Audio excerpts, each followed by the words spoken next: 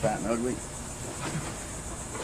All right, so here we are. We're on to fighting footwork. Of course, once you have intervals and you realize that you're going to have some movement involved, well, the next progression, of course, is going to be to footwork. Most of our fighting movement is made in a step and drag fashion so that our leading side remains constant.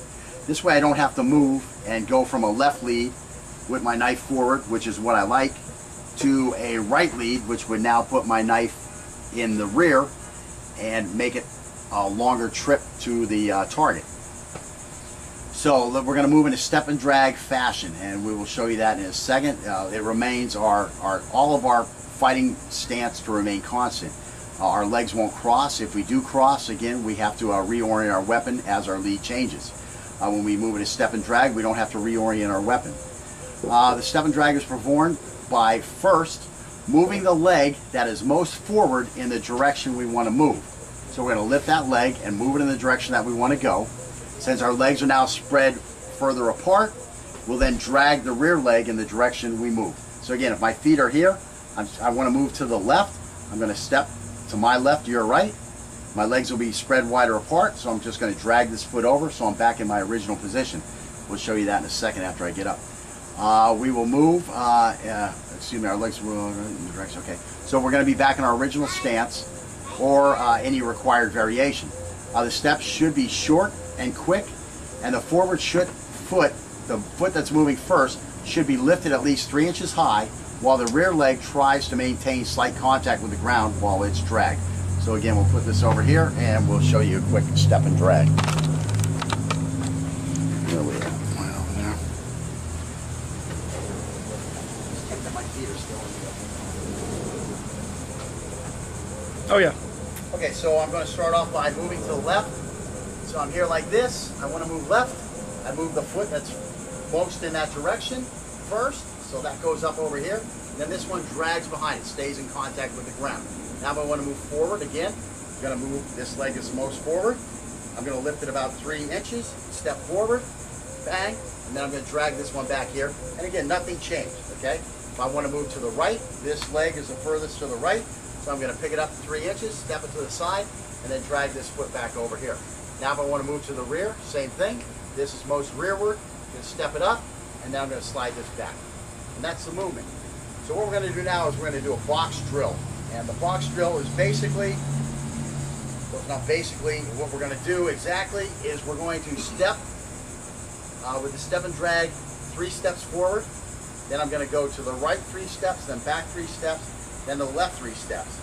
And then what I'm going to do is I'm going to reverse my direction in that and do that box.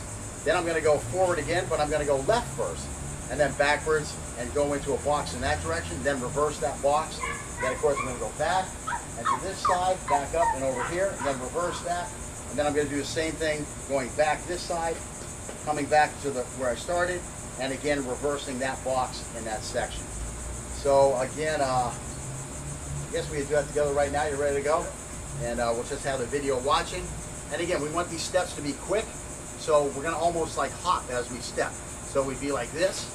There we go. And 2, and 3, and to the left now. Okay, we'll go right. That's okay.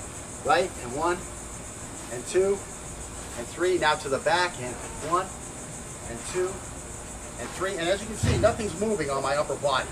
And again, now we're going to go to the left. So 1, and 2, and 3, and we're right back where we started. And now we're going to reverse that. So back to the right. 1, and 2, and 3, and forward. 1, and 2, and 3, and to the left. 1, 2, 3, and to the rear. 1, 2, 3. Now again, I'm pretty much in the same spot. Can't be more than 3 inches off. And that's what you want to be. You want your steps to become very symmetric, whether you're going right, left, forward, or backwards.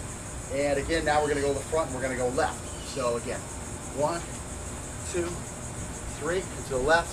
1, 2, 3, to the back.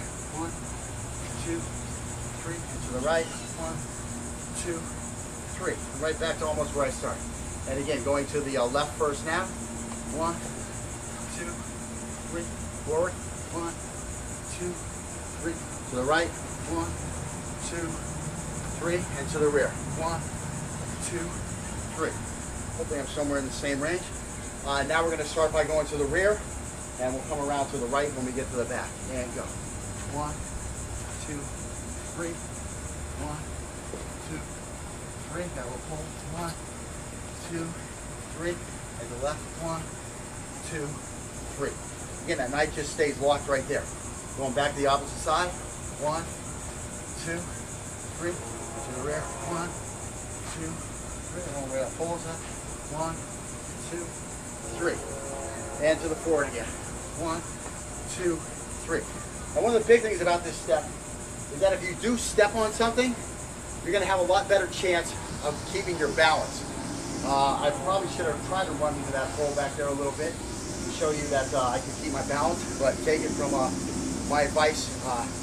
With this step, you're much more prone to keep your balance because your balance is centered between your two legs, and it's easier to get a foot down, forward, back, left, or right.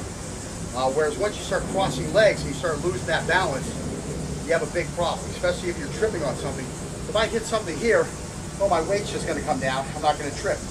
If my weight is here and I'm dragging this and I hit something, I'm not going to fall down because my weight's all here. So that's one of the big advantages. It just keeps your balance more and your weight more centered as you're moving. Now let's go to the back again. 1, 2, 3, and to the left. 1, 2, 3. Forward. 1, 2, 3. And to the right. 1, 2, 3. Right back to the same spot. Going to the left. And 1, 2, 3. To the back. 1, 2, 3. To the right. 1, 2, 3. And forward. 1, 2, 3. As you can see, everything I ended up right back here in about the same spot. And this is a drill that you want to do until you're comfortable with the movement. Scott's been doing some gunfighting with me, so he's seen this move before, so he's pretty comfortable with it. We may go through it again or not, but you want to go through with it. And then you stay crouched. Your legs are moving nice and quick in a quick little hop. And the big thing is your upper body doesn't have to move while you're doing it. Okay, let's get on to the next concept. Okay, for the next skill set we're going to do, we're going to try to bring this more into practical application. Scott, you're going to come over here, and let's get to contact distance. Okay, so we have our knife side forward, knife in our left hand, and what's going to happen is I'm going to move at you, and I'm going to try to attack on angle 1. Now, as you see me start to move, you're going to skip back using the step and drag to get out of the way. Okay? Now I'm not going to come at you with my my superhuman type speed. I'm just going to come at you with the training speed. Okay, so again, here I come, and you're just going to slide on. Just let me come at you before you skip. Okay, so yes, you want to actually try to react to me coming at you. Okay, so here we go. Bam, so he's out of the way. And again, bam, he's out of the way. So that's all this really takes. I remember one of the first knife fights I was in, the guy tried to stab me with a knife, and well, whatever he was trying to do, he was trying to kill me, no doubts about that. He almost wound up killing my buddy who wasn't quite as adept at evading him. But that's basically all I did. Every time he came to me, I just skipped back. I skipped back. I didn't have a lot of knife defense at the time, and my hand was also in a cast from a injury I received while in the Marine Corps. That's all I did to avoid this guy. I just kept avoiding him. I don't know, 10 or 15 times he tried to skewer me, and finally he gave up, and he saw my buddy on top of his buddy pounding his head in, and he started running that way. And of course I was in kind of retreat mode and couldn't catch up to him in time before he then skewered my buddy and almost got to his heart. So that was a hospital trip there. But anyways, I digress. So we'll just finish this up, and he's going to try to get me with a 1, and let's see if my fat ass can stay out of the way. And again, you see my hand is right here. If he's going to cut anything, go ahead and move back just a little bit. And come at me again with that technique. Bam. See what he's going to get? He's going to get my hand. Now, if I have the choice of him cutting my hand or cutting my carotid, I'm going to take the hand every time. So that's where I just kind of anchor this hand right here. You see me doing the drills, my hand maybe it's been a little lazy, but once I actually have a knife in front of me, those good habits come back, and it kind of anchors right here on my chin to where I know that carotid is going to be covered. Of course, if he comes with a 2, go ahead and come with a 2. You know, it's going to be pretty easy to get this hand out here if I have to. And again, he would probably be eating this on a 5 if I was actually in the move. So anyways, this is going to come up here pretty quick from right here, you know, because I've got it posted in the right spot. So again, let me come at you 3 more times. And now you come to me. There you go. He's got that big reach on me.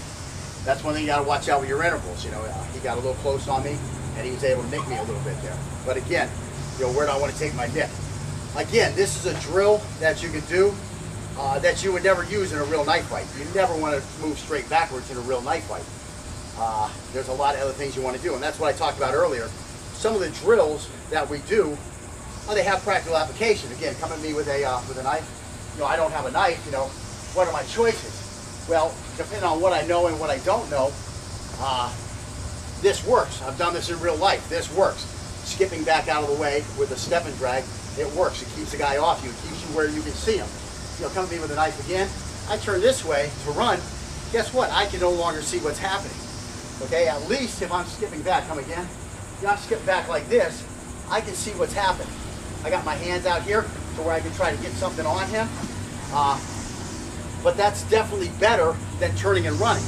Now, is it, again, come at me again, is it better than this? No, it's not better than this. This I'm out of the way completely, and now I've got him flanked. That's where we're going to progress to. That's what I mean by we show some techniques. They work, they're applicable, but it's not where we want to be, okay? So that's just a thought process on what I talked about earlier in the early video on the introduction. We're going to do a lot of drills, and while some of them work, they're not going to be applicable to what we're going to do on an advanced level. I think I've yapped enough about that, and pretty much that's it for today. We're going to wrap it up, and we'll be back with the conclusion of lesson 2 on next week. We get together? Next week we'll get back to it. Fat and ugly. All right, so here we are. We're on to fighting footwork. Of course, once you have intervals and you realize that you're going to have some movement involved, well, the next progression, of course, is going to be to footwork. Most of our fighting movement is made in a step and drag fashion so that our leading side remains constant. This way I don't have to move and go from a left lead with my knife forward as our lead changes. When we move in a step and drag, we don't have to reorient our weapon. The step and drag is performed by first moving the leg that is most forward in the direction we want to move. So we're going to lift that leg and move it in the direction that we want to go. Since our legs are now spread further apart, we'll then drag the rear leg in the direction we move. So again, if my feet are here, I want to move to the left. I'm going to step to my left, your right. My legs will be spread wider apart, so I'm just going to drag this foot over so I'm back in my original position. We'll show you that in a second after I get up. We will move, excuse me, our legs will in the direction, okay. So we're going to be back in our original stance or any required variation. The steps should be short and quick, and the forward foot, the foot that's moving first, should be lifted at least 3 inches high while the rear leg tries to maintain slight contact with the ground while it's dragged. So again, we'll put this over here and we'll show you a quick step and drag. There we are. Right over there. My feet are still in the... Oh yeah. Okay, so which is what I like, to a right lead, which would now put my knife in the rear and make it a longer trip to the target. So we're going to move in a step and drag fashion, and we will show you that in a second. It remains all of our fighting stance to remain constant.